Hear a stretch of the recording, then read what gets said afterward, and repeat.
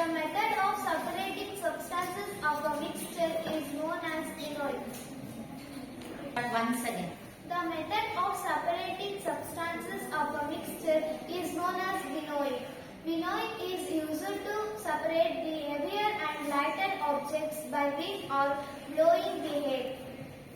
Now my friend is doing an activity.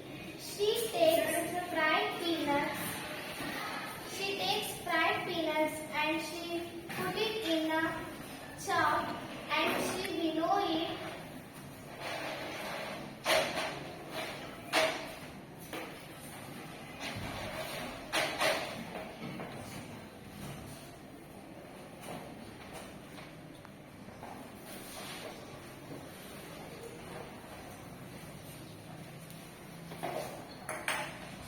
Now the dust particles of a peanut